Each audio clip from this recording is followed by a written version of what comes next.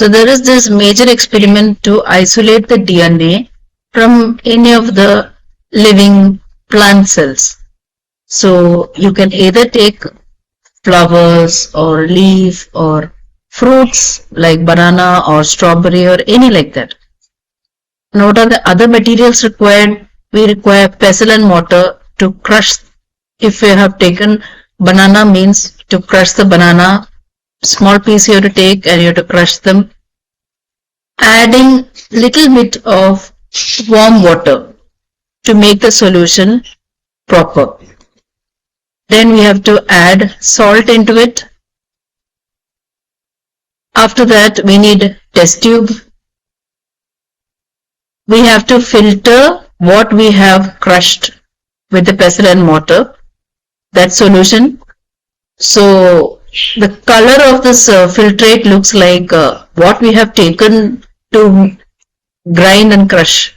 Like if you have taken flower petals, then those color will be coming into it. After that, after putting salt, and we have to use any detergent. Liquid detergents are better. We can put liquid detergent. Then other material required is chilled ethanol. Then a beaker for need. We can use it to filter using funnels, or we can pour in whatever solution we have made after crushing this banana or the flowers. So these are the materials required for isolating the DNA.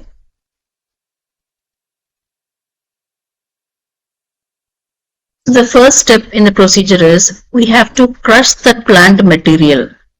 It can be a banana or it can be any flower or leaf with a pestle inside the mortar. Now that will break the cell walls.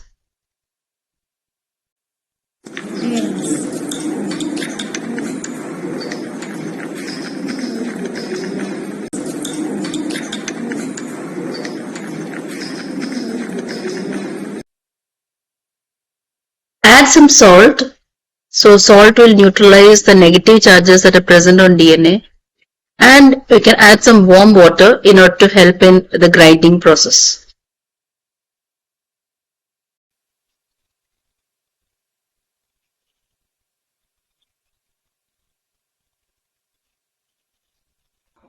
Now while crushing this plant material with warm water, salt and all, we can add the liquid soap to it and then continue crushing it.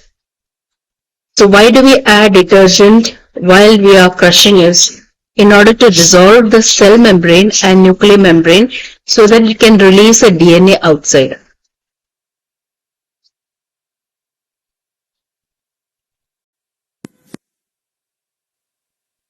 Filter the mixture to remove all the debris.